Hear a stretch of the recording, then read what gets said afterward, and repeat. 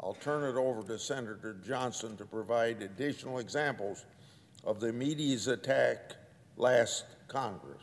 I yield the floor. Thanks, Senator Grassley. I first want to thank the senior senator from the state of Iowa for his tenacity in pursuing the truth and ignoring all the false attacks leveled against us during the course of our multi-year investigations into corruption at the highest levels of the federal government. Both of us have been firsthand witnesses and at the same time victims of the dishonesty of our Democrat Senate colleagues and their willing accomplices in the media. When it comes to our investigation into the vast web of foreign financial entanglements of the Biden family, those attacks have had one goal in mind: to cover up the extent to which President Biden might be, and almost certainly is, compromised. Over the course of our investigation into how Hunter Biden used his father's position and name to enrich himself and his family, the dishonest press published countless stories reporting on the Democrats' false charge that Senator Grassley and I were soliciting and disseminating Russian disinformation. Once we issued our September and November 2020 reports, which were based almost exclusively on U.S.-sourced documents and interviews with U.S. citizens, the media largely ignored it. When they did write a story, they declared that our reports found nothing new, a classic media cover-up. I've always said the bias in the media is revealed far more in what they don't report than what they actually do report. But all the false attacks did not deter us. We have continued to uncover the truth, and fortunately, our reports also served as a catalyst for others to come forward and for more investigative journalists to keep digging. The American people deserve the truth.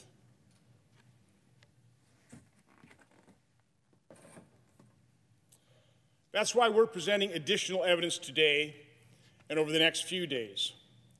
For example, this is the first time this document is being made public. As Senator Grassley described in detail, it shows that money from CEFC, which is effectively an arm of the Chinese government, went directly to Hunter Biden. Bank records like this piece of evidence are pretty hard to deny and sweep under the rug. Our reports were chock full of irrefutable evidence like this, and yet the media buried those details in an attempt to keep it hidden from the American people. Because the mainstream media and our Democrat colleagues had no substance to refute our reports, they reverted to their time-honored tradition of lying, making false accusations against us, and engaging in the politics of personal destruction. Again, their goal was to destroy the credibility of our reports before the American people even had a chance to read them. They were fully aware that the lie can travel halfway around the world before the truth has a chance to put on its shoes. For example, listen to what New York Times journalist Nicholas Fandos said about our report. Quote, "Lack of meaningful new information," unquote. And again, quote, "Overlap with a Russian disinformation campaign," unquote. The then Democrat minority leader was quoted saying about our report, quote, "As if Putin wrote it, not United States senators." A Democrat senator described our investigation as being, quote, "rooted in disinformation," end quote, from Russian operatives. Separately, a Democrat senator also said about our report, quote, "Bottom line, the Johnson-Grassley investigation is baseless. It is laundering Russian propaganda for circulation in the U.S., unquote." But of course, all those quotes were disinformation. Disinformation designed to distract all of us from the truth. As Senator Grassley reiterated, our reports were based almost exclusively on government records from the Obama administration and transcribed interviews of government officials. So, how did the Democrats and the liberal media allies carry out this false attack on us? We describe part of what they did in Section 10 of our September 2020 report. Their disinformation and smear campaign against us in our reports was extensive, but in the interest of time, I'll give you a shorter Cliff Notes version. On July 13, 2020, then Minority Leader Schumer, Senator Warner, Speaker Pelosi, and Representative Schiff sent a letter to the FBI to express a purported belief that Congress was the subject of a foreign disinformation campaign. The letter included a classified attachment that had unclassified elements that attempted to tie Senator Grassley's and my work to Andrei Derkach, a Russian agent. The Democrats speculated that based on this unclassified information, Senator Grassley and I had received materials from Derkach. This was false. Nothing could be further from the truth. But this information, purportedly linking Senator Grassley and I to Derkach, was leaked to liberal media outlets to start a false narrative to smear us. Until news reports of this false allegation surfaced, I had never even heard of Andrei Derkach. We immediately and forcefully denied the false allegation, but Democrats and the media continued to spread the lie. To this day, no one has ever apologized to either of us for spreading that lie, even though it is proven conclusively to be a lie and disinformation. Next, my staff and Senator Grassley's staff did a transcribed interview with George Kent. During that interview, Democrat staff members introduced Derkach's materials into our record. Then Democrat staff members asked Mr. Kent about it.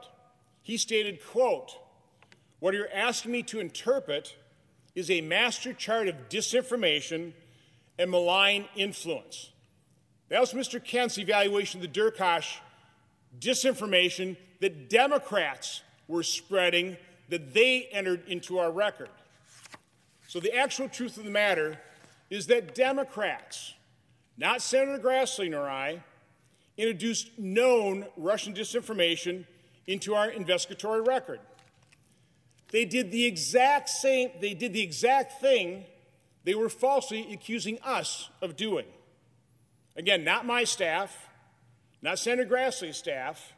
Democrats were disseminating Russian disinformation, just like they did with the Steele dossier. Then ranking members Wyden and Peters sent me and Senator Grassley a letter asking for an intelligence briefing relating to our investigation.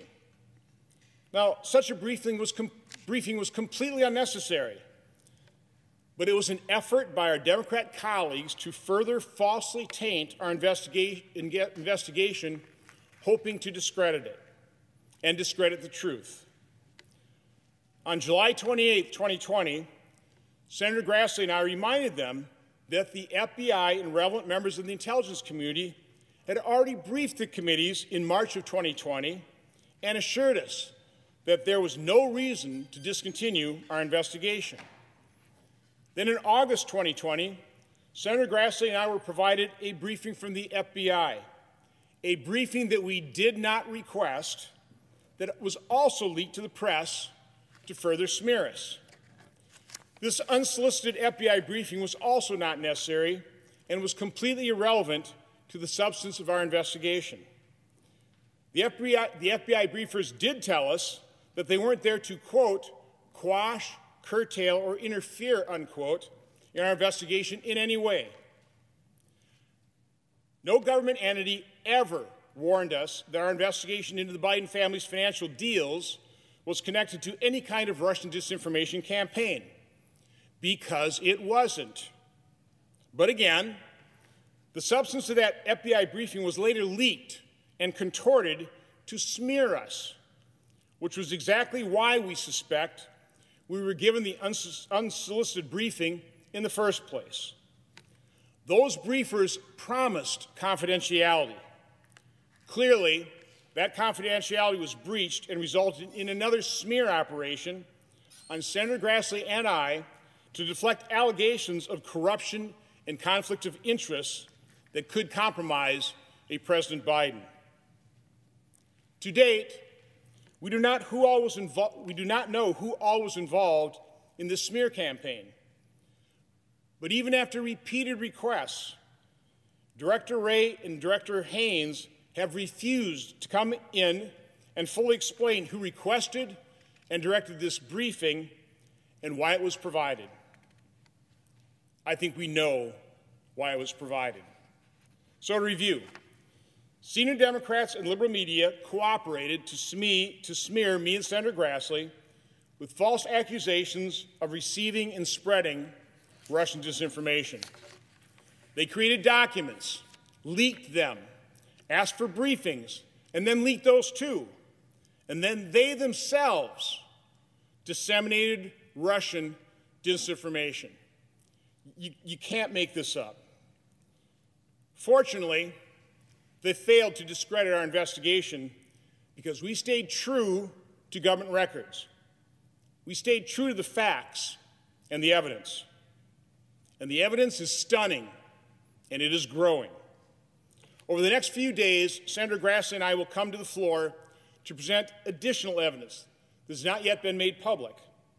These records show extensive connections between the Biden family and elements of the communist Chinese regime. We're talking high-dollar transactions, some of which we've already highlighted in our September and November 2020 reports. But our speeches will introduce new financial documents into the record for all to see. Now, we expect Democrats and the media to continue to use their power to smear us and cover up for the Bidens.